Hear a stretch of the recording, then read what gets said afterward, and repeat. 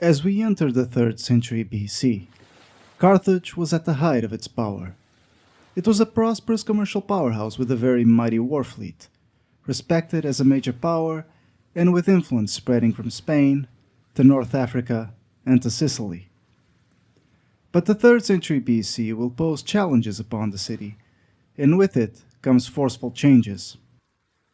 It is also the period in which Carthage begins its decline, as it will have to face another city-state whose power, fame, prestige, and glory will far surpass Carthage's own: Rome.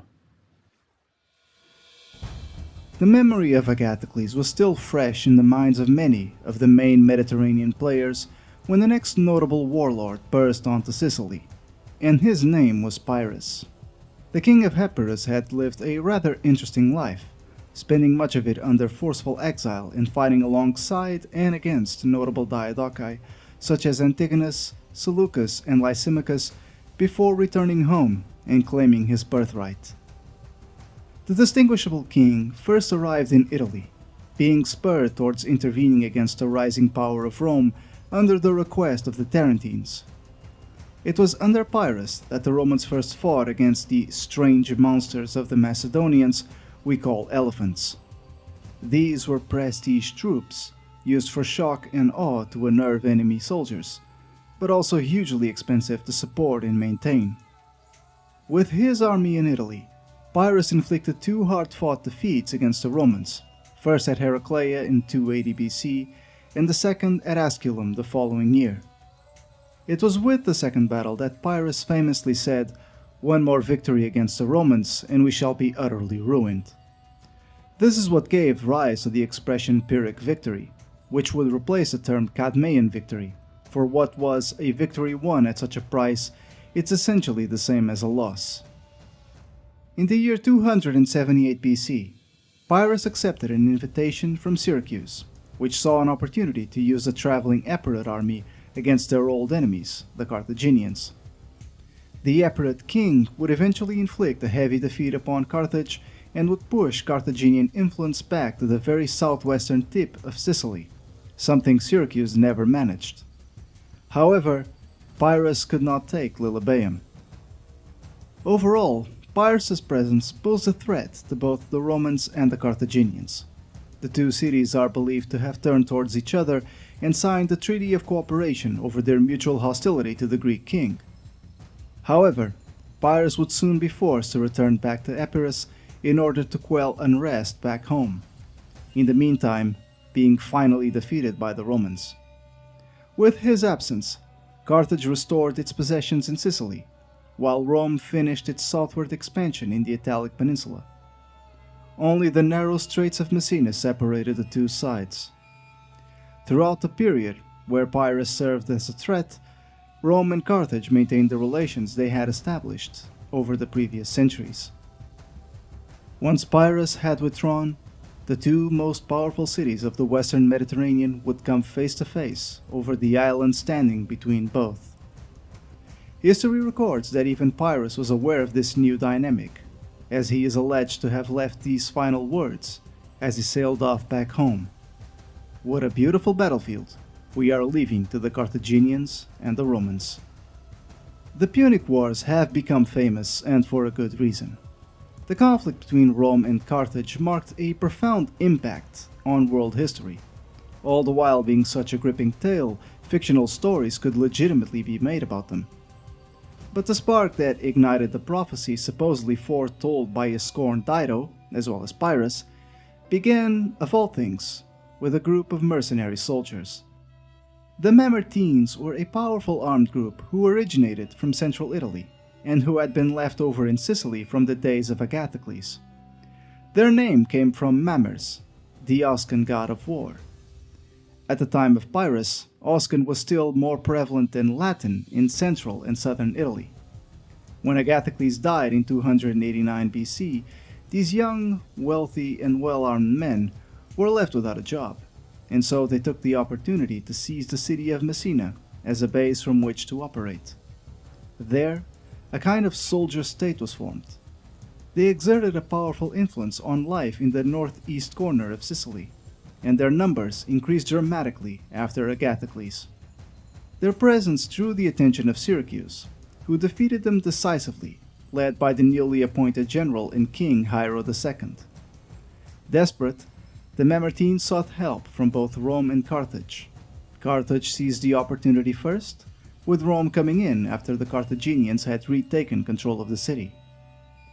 This relatively small event gave way into a bloody conflict that lasted a ridiculous 23 years. Though the Romans had engaged Carthage with the supposed purpose of aiding their Italic brethren, the real goal of the war was Sicily. In the Roman narrative of the First Punic War, Carthage and Rome were two equal powers whose dispute was over, quote, the empire of the world. It may have seemed that way, but evidence suggests Carthage was not quite as powerful as the Italian city-state.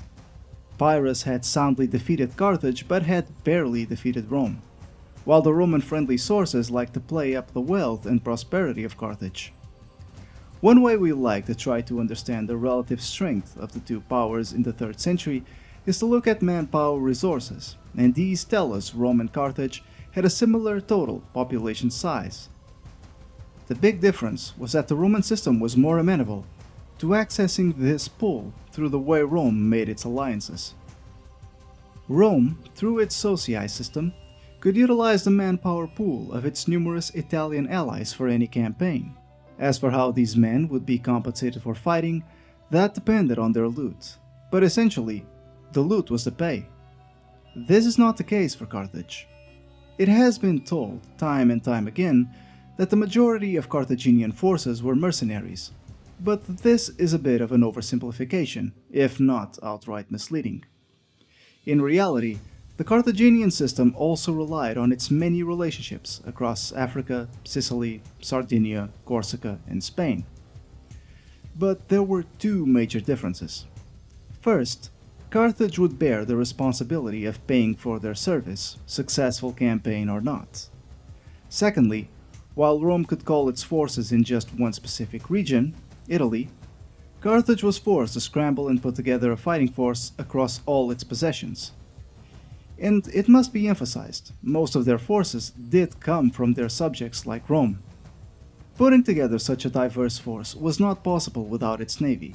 But even if Carthage was indeed a naval power, all in all, Carthage and Rome's recruitment systems were surprisingly similar, but they did come with these two differences, which presented a greater capital and logistical challenge to the Carthaginians. The initial years of the war unfolded primarily on land, yet simultaneous naval engagements were also underway. While Rome utilized its forces to take Agrigentum, the Carthaginians had not been entirely idle, embarking on a strategy of harassing the Romans and raiding along the coast of Italy, using their navy to try to disrupt Roman transports. While Rome also had a navy, it is nevertheless true that its navy was not remotely comparable to Carthage's, and soon it took on the effort of developing one. In fact, not only did Rome develop a sizable navy throughout the war several times due to numerous disasters, be those imposed by defeat or nature, but it also innovated in naval warfare, most notably through the invention of the corvus, a boarding bridge that essentially turned naval battles into land battles at sea. To the ram-based tactics of the ancient Mediterranean, the corvus was a game-changer, and its inauguration at the Battle of Mylae proved to be a disaster to the Carthaginian navy. The Romans felt confident enough to plan a massive invasion of Africa to lay siege to Carthage. The ghost of Agathocles loomed large on the minds of the Carthaginians as the Romans reasoned that Sicily would surely fall quickly if Carthage itself was placed under a blockade. This excursion led to the massive Battle of Ecnomus just off the coast to the east of Agrigentum. The numbers for each side presented to us by ancient historians are so large that modern naval scholars have revised them downwards, with the Carthaginians having 200 ships and the Romans 230, both numbers being still quite large for their time. Nevertheless, despite Carthaginian naval tradition, the Romans still won. In need of a miracle, the Carthaginians dispatched a mission towards Greece, seeking both soldiers as well as military advisors, and that expedition returned with both. New soldiers came in to fill the ranks, accompanied by a Spartan general named Xanthippus. The Carthaginian Senate gave him full authority in the way the war would be fought, trusting his experience and knowledge of battle. And with this newly structured army, Xanthippus inflicted a heavy defeat upon the Romans. It seemed as if the balance of the war shifted as a rescuing fleet was sent to pick up the Roman survivors, but it was caught in a storm on its way back and most of it sank. The Spartan general Xanthippus, however, departed from Carthage, perhaps fearing his life due to the jealousy of the Carthaginian politicians. The focus of the war returned to Sicily, where the Romans came back with a new fleet and army much faster than expected. The financial impact of the war and successive losses on Carthage becomes very clear in these years through an analysis of its silver coinage. At the beginning of the 3rd century BC, Carthage began to mint silver coinage on the shekel standard. The shekels were used as currency in Africa, and after 10 years of war or so, there was a significant debasement in the silver quantity of the Carthaginian shekels. The city was running out of silver, and inflation must have been rampant. The debasement continued until there was less than 10% silver in the Carthaginian shekels and half shekels at the end of the First Punic War. The Carthaginian coinage used in Sicily continued to have a higher silver quantity than the coinage in circulation at Carthage during these years, with all the funds going towards paying for the war. On the other side of the fence, Rome wasn't doing much better. While Carthage had been severely suffering in particular from its losses on land, the naval aspect was far more even. Rome had suffered major naval losses to both the Mediterranean storms as well as the Carthaginian navy. A defeat at Trapana would give Carthage some breathing room, as the Roman state was forced to turn towards its wealthiest citizens to finance yet another fleet. Despite the huge Roman losses and Carthaginian financial desperation, the war hadn't ended, and both Western Mediterranean superpowers were boxing each other until one of them collapsed. It is at this point that a new Carthaginian leader emerged, and his name was Hamilcar Barca. He had grown up in the middle decades of the 3rd century BC while the war with Rome was being fought.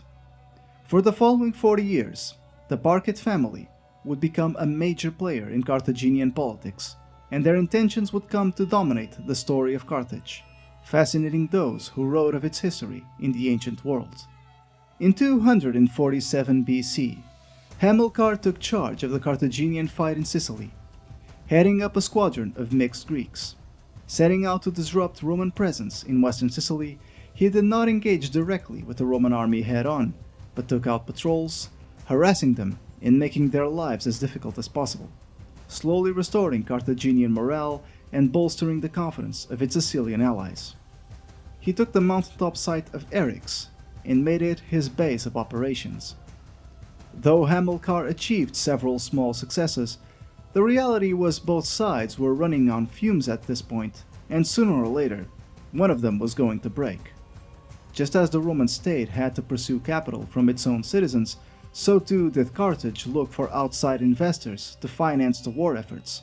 In particular, the Carthaginians had applied for a loan of 2,000 talents from the Egyptian king Ptolemy II. But he, an ally of Rome, refused to support Carthage. Things came to a head in the year of 241 BC. It had been 8 years since the defeat at Trapana, and since then, Carthage had effectively operated unchallenged at sea. However, at the Agates Islands, the Romans faced them once more, and this time, beating the Carthaginians. Suffering a loss of 50 ships with 70 further captured, Carthage could fight no more. The ships and crews that survived the encounter fled back home across the sea, but the loss was final. Carthage had finally thrown the towel. According to terms, Carthage was to lose Sicily, the island which had been so pivotal for its base of operations. Along with this came a payment of 2,200 talents of silver to the Romans for a period of 20 years. Carthage was broke, suffering sky-high inflation with a debased coinage, and suffering food shortages at home. Little did they know, this was only the beginning of their problems. With the end of the war, the city of Carthage was filled to the brim with soldiers of all nationalities. There were Greeks, Ligurians, Italians, Libyans, Iberians, and Egyptians, all evacuated from Sicily once the war ended. Hamilcar, originally in charge of these troops, had resigned immediately after the conclusion of the treaty with Rome. In his place, Gisgo, the commander of Lilybaeum, took over this role. He wanted to disband the army in stages, with each soldier getting his pay over time. But inexplicably, the civilian government at Carthage allowed the soldiers to flood into the city, not paying them right away because of the simple fact the government was broke. The soldiers eventually came to suspect Carthage was deliberately stiffing them. The Carthaginian magistrates asked the men to await pay outside the city so they could be better supplied and controlled, eventually being sent out to the town of Sicca, around 170 kilometers away from Carthage. For all their trouble, Carthage did pay for the cost of the journey, which was equal to about a 4-day wage, but the soldiers eventually grew restless and rebelled. Eventually, without any other option, Carthage would have to rely on Hamilcar to put down this rebellion. Not because he was particularly popular among the Carthaginian elites, in fact there's plenty of evidence otherwise, but because he seemed to be the only Carthaginian leader who knew how to conduct a military campaign. Though Hamilcar would eventually succeed in putting down this rebellion, it came at a cost for Carthage, as it had spread out of Africa and into Sardinia. Though Rome had an obligation to help Carthage, stated by the very treaty the two powers had signed, the reality was Rome was actually helping the rebels in Africa via supplies, openly breaking the treaty so quickly after it was put into place. Eventually, Carthage realized this, captured 500 prisoners from the Roman allied fleets, and used these as leverage to convince Rome to act according to the treaty. Nevertheless, though Rome started helping Carthage, it would eventually take advantage of the rebellion in Sardinia to seize it after being invited in by its rebels. Though Carthage protested this, Rome pressed on, knowing full well Carthage could not put up a fight. For the following 3 decades, the history of Carthage would be, strangely enough, geographically disconnected from the city of Carthage itself, as after the Mercenary War, Spain was where Hamilcar and the Barkett family would focus most of their efforts. It's worth noting that in southern Iberia there were plenty of coastal cities with long-standing Phoenician roots. This may have been a reason why Hamilcar was so focused in the peninsula and why Carthage was willing to support him in his quest.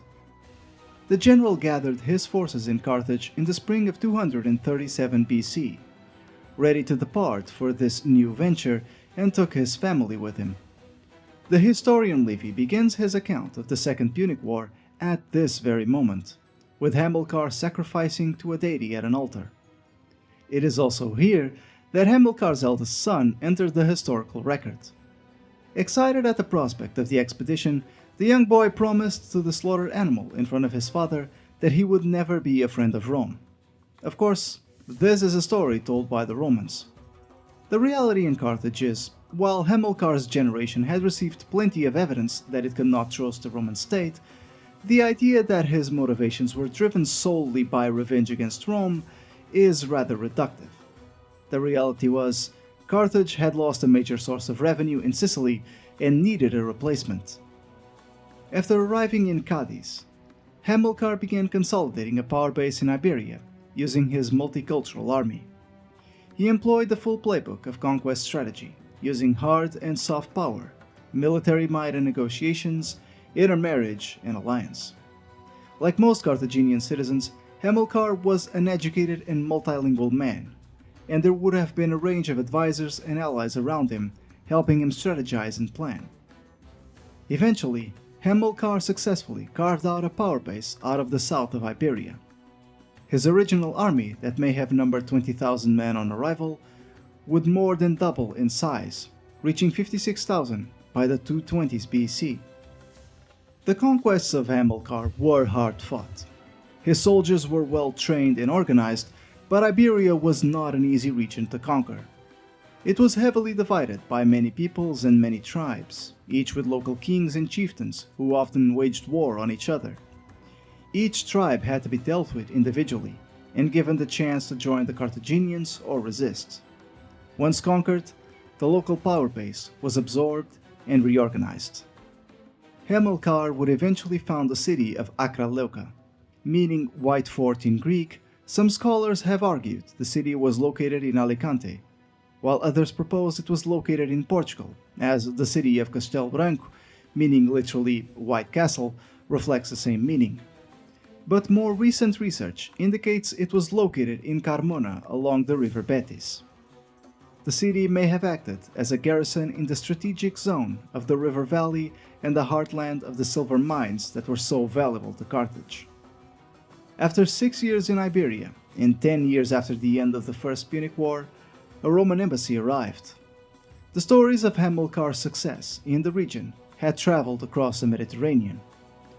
To dissuade Roman eyes, Hamilcar had told this delegation that the motives behind his conquests lay in the treaty that ended the First Punic War. Carthage had come to acquire new territory in order to pay off its old war debts. Just 2 years later, in the winter of 2029 and 2028 BC, Hamilcar died. There are many differing stories about his death, but the one similarity in all of them is that he died in battle. By the time he died, not only was Carthage making a steady recovery from the First Punic War, but the Barkid family had become extremely influential in Carthaginian politics, as, in many ways, Carthaginian Iberia was more so the family's personal kingdom, and the family was even needed when a revolt broke out in North Africa among the Numidian allies.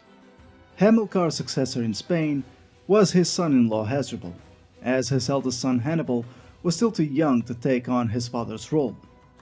Hasdrubal's character is generally portrayed by ancient sources as a dubious one, being someone who purchased his political power at Carthage through bribes and using his influence in the popular assembly to sway events in his favor.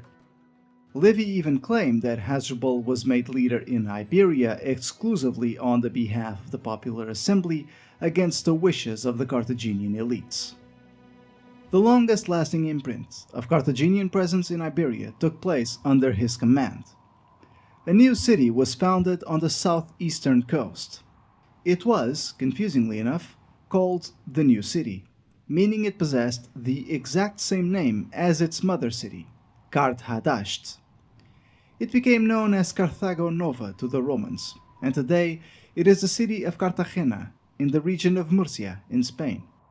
Quickly, this new city, established in 2029 BC, thrived. It gave the Barkids a showpiece city in their area of power, with easy access by sea back to Carthage. In the meantime, Hamilcar's son Hannibal had taken a role as a lieutenant under his brother-in-law, and led his cavalry unit into battle against the local Celtiberians.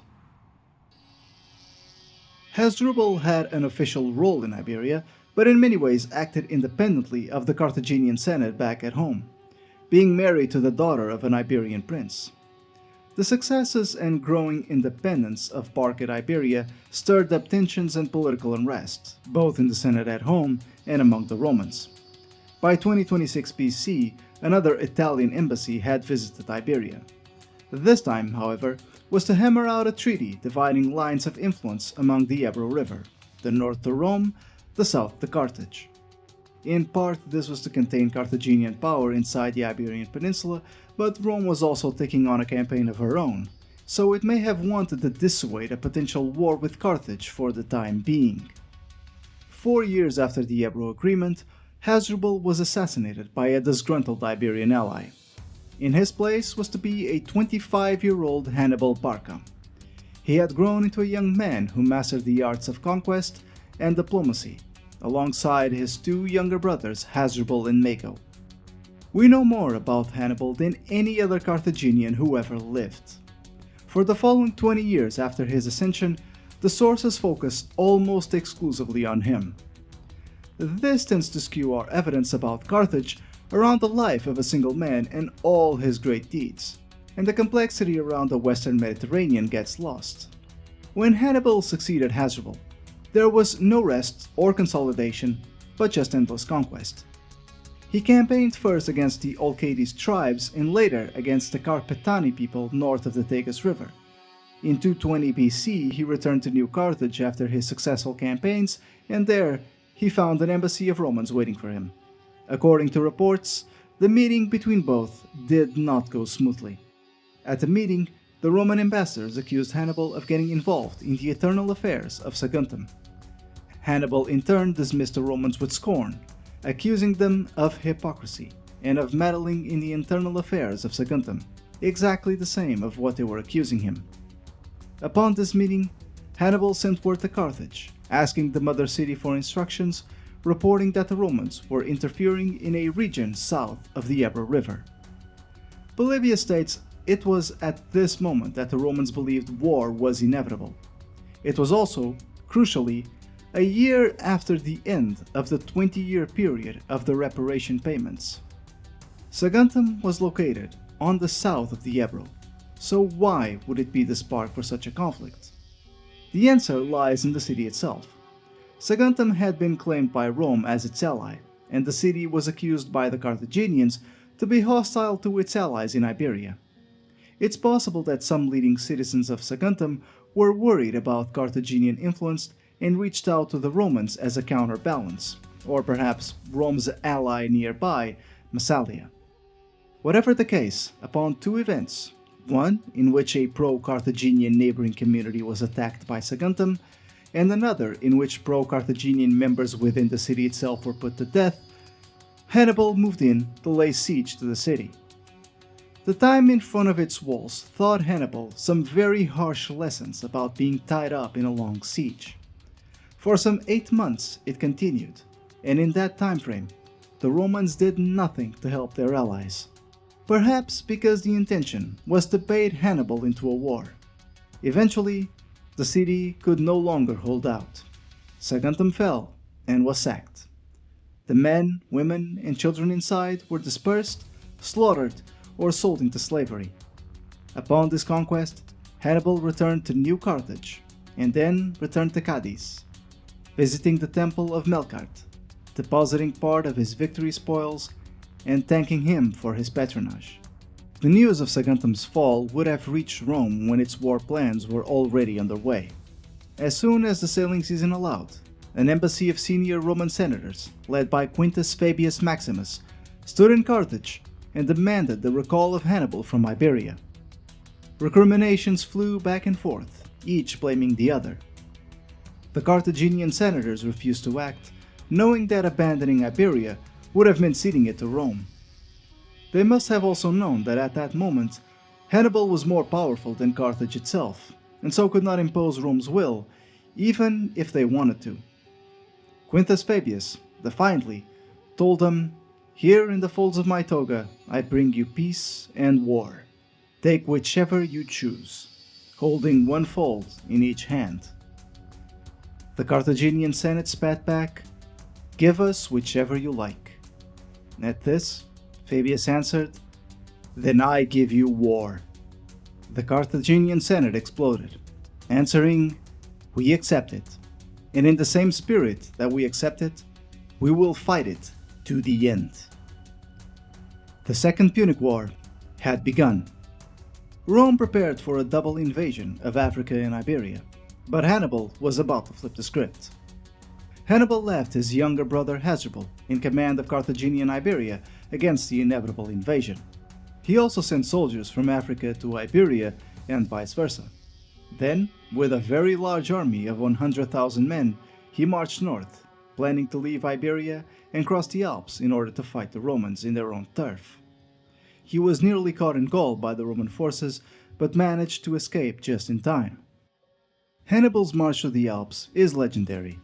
Facing cold, dangerous terrain and treacherous local tribes, he had managed to reach the other side.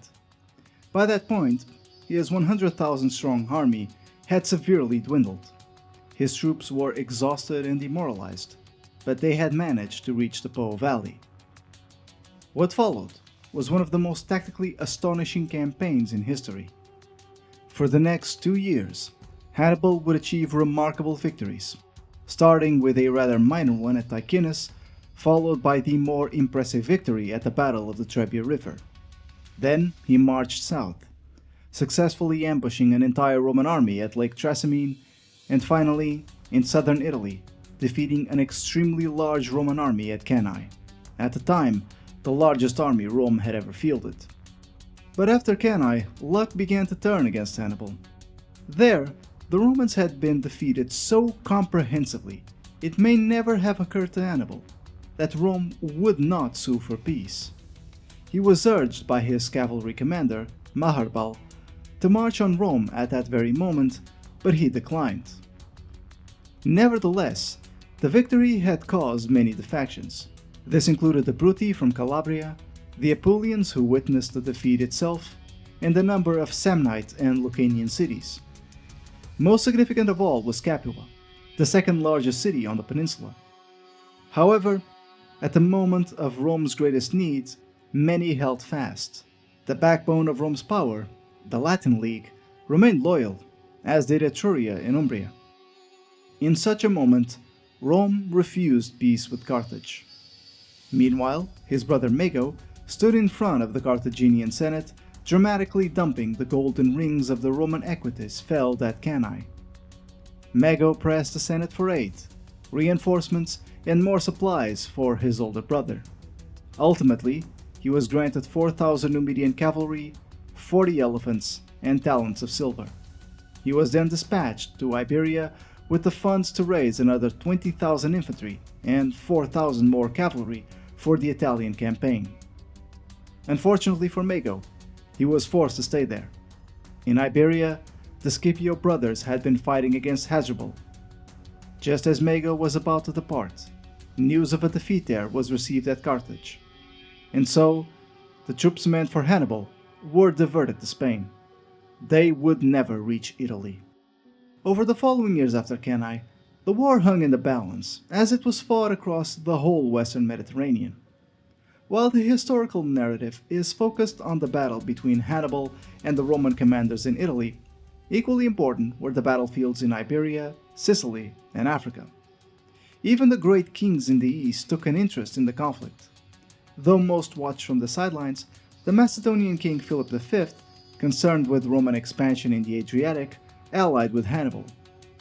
It was only known because the ambassadors sent by Philip and some of the Carthaginian Senate were captured by a Roman patrol boat. This highlights the real issue that was truly a thorn on the side of Carthage and Hannibal. Rome controlled the coastal areas, illustrating its naval superiority and leaving Hannibal frustrated by lack of support directly from Carthage. In Sicily, Syracuse had been initially loyal to Rome, but once King Hiero II died, the Syracusans switched sides. In turn, Rome sent an army under Marcus Claudius Marcellus, a man who fought Hannibal to a standstill 3 times, being dubbed the Sword of Rome by Plutarch. Though Roman sources credit Archimedes for the city putting up such a defense, it was nevertheless taken by the Roman army when a plague hit the defending forces. In Italy, the war was also turning against Hannibal. For a brief time in the initial stages of the war, more aptly between Trasimene and Cannae, the Romans under dictator Quintus Fabius Maximus had decided to embark on a strategy of gradually wearing down Hannibal's forces instead of taking them head-on. It was abandoned once Fabius' term expired, but readopted after Cannae. Worn down by constantly having to protect his allies, and the Romans raising more and more soldiers, he could not keep control of the territory that had defected to his side. Slowly but surely, his allies in Capua, Syracuse, and Tarentum, one by one, fell. The Fabian strategy of delaying and diverting had been employed by the Roman armies in Italy. It was slow and expensive, requiring massive amounts of fresh recruits. Wars were often fought by sheer numbers, and Rome's manpower allowed them to field over 200,000 soldiers on an annual basis. The Romans would never again meet Hannibal in a big set battle in Italy, having truly learned their lesson from the disasters early in the war. A victory of the Carthaginians over the Romans in Iberia is what led to the end of the Second Punic War. The Scipio brothers had been killed in Spain, and their replacement was a young man of the same family, Publius Scipio. Sources describe him as a new Roman hero for the age, a new Hannibal. He and his generation had learned their skills from Hannibal and would employ them against Carthage. Using much of the playbook utilized by Hannibal, Scipio successfully conquered Iberia, returning to Rome in triumph. There, he was eventually given the approval for a campaign in North Africa to finish the war. After defeating the Carthaginian forces with the help of a local ally in Massinissa, there was nothing between him and Carthage. Out of options, the city called upon Hannibal to return to his continent of birth and defend it against this Roman invader. The two met at the Battle of Zama, and there, Scipio won a decisive victory. When the Senate summoned him and he returned to Carthage in defeat, the last surviving Barcid conceded defeat and advised the Carthaginian Senate to sue for peace. The peace treaty, hammered out in 201 BC, was harsh. Carthage had to pay financial reparations to Rome consisting of an immediate payment and then a further yearly installment. It would amount, in total, to 1,350 Iberian talents for the following 50 years. Carthage was forbidden from waging war outside of Africa, and even there, it would need to ask Rome permission first. It could not take military action against its neighbors without Rome's permission. The war elephants were given away, its warships were burned out into the sea while the population watched, and 100 hostages were handed over to Rome. Scipio returned to his mother city in triumph, being given the epitaph of Africanus. As for Carthage itself, the Second War with Rome was over, but despite the harsh peace terms, it did not take long for the city to recover. It may have had to pay a huge indemnity to Rome, but Carthage thrived as the Mediterranean became more deeply connected than ever. It had been forced to shift its commercial focus to the east, with more contact and trade, especially with Ptolemaic Egypt and the Seleucid Empire. Within a decade, the economic bounce-back was visible. It is likely that Rome's terms may have helped with this recovery, as not having to fund an army and navy must have alleviated a huge expense from its public coffers. As such, what followed was a period of further construction, with visible and innovative new ports, and a new elite housing section built on the hills neighboring the Byrsa. Recent research on the economic resilience of Carthage has focused on residual evidence for lead silver mining in the heartland along the Medjarda River basin. This new hypothesis explains that Carthage could have relied on locally sourced metal and mineral resources in times of external pressure and stress. The city had become so prosperous, it was able to offer to pay off the entire war indemnity owed to Rome 40 years early in 191 BC. An extremely irked Roman Senate refused the offer. What the visible prosperity in the archaeological record at Carthage does not reveal to us is the state of the citizens. The post-Second War environment was politically fraught, and the trauma of the war was deeply felt. This is best displayed through Hannibal himself. After years as a military figure of heroic dimensions, his domestic reception was more bruising than he was used to abroad. In the city, he was a deeply divisive figure, with both supporters and detractors. Both Romans and Carthaginians were all too happy to lay the entire blame of the war on Hannibal's shoulders. Nevertheless, Hannibal, despite internal opposition, did manage to be elected as Suffet in Carthage in 196 BC. It is said he led a period of governmental reform and imposed anti-corruption laws, although how much of this is made up by the Roman historians is difficult to know. His election was too much for his enemies in the city. Within the Senate of Carthage were families that had opposed the Barcids during all those years Hannibal fought in Italy.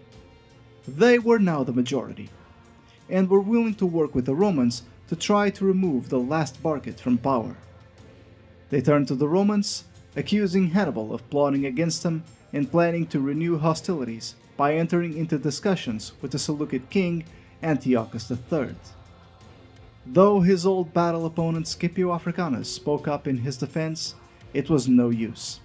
At Carthage, Hannibal was declared an enemy of the state and charged with breaking the treaty with Rome. His house was attacked and destroyed by a rival faction, and he was exiled from the city. Hannibal escaped to Tyre, greeted as a celebrity conqueror, and made his way into Antiochus's court to act as an advisor. But he would never get the opportunity to stop running away, finally committing suicide in 182 BC. The city that had exiled him only lasted another 36 years. As the war indemnity was coming to an end, one sentence dominated Roman politics: Carthage must be destroyed. They were uttered by a senator named Cato upon his visit to Carthage in 153 BC, just 2 years before Carthage was to fulfill its financial obligations to Rome.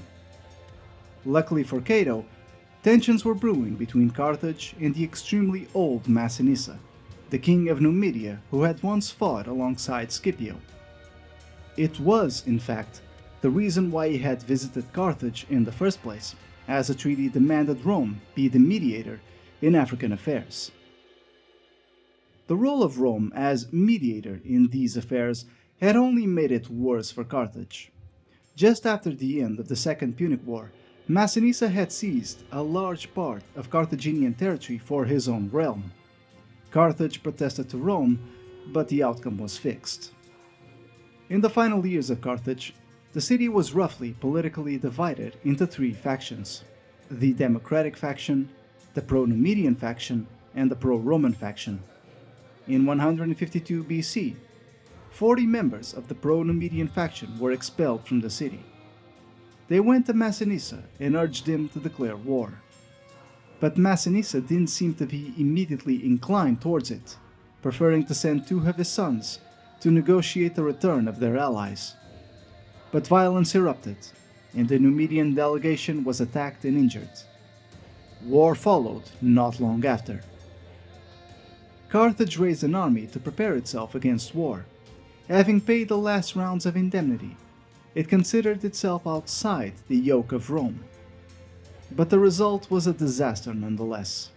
Carthage was badly defeated by Massinissa's men, and Rome raised an army to exorcise their Punic demons. The expedition was enthusiastically embraced by the Roman people, with a new fleet and an army of 80,000 men being prepared. Carthage attempted to negotiate, but to no avail. The reaction in Utica makes it clear there was little question in most people's minds what the outcome was going to be. The city sent delegates to Rome and surrendered their city. Without allies and soldiers, Carthage stood alone. It attempted to negotiate with Rome again, but each new demand was greater than the last. Rome escalated from 300 hostages to the handout of weapons and armor, and finally that the Carthaginians would have to leave their city and move inland to 50 kilometers away from the sea. The Carthaginian envoys were astonished. They had complied with every demand up until then, and it was still not enough. The Roman consul, Censorinus, patronizingly explained that it was not because of any ill will towards the Carthaginians that they demanded such terms, but that it was for the sake of the Carthaginians themselves, as the city on the sea's edge was too tempting for them. The Carthaginians returned to Carthage, and when the population heard the new demands, they erupted in fury. They had given up their children and weapons, and now they had nothing. The senators at Carthage declared war on Rome and prepared to defend the city however they could. Well fortified and fiercely resisted, the siege on Carthage lasted for 3 years. Scipio Aemilianus would eventually take charge of the siege, and he would breach the walls, despite fierce Carthaginian resistance every step along the way.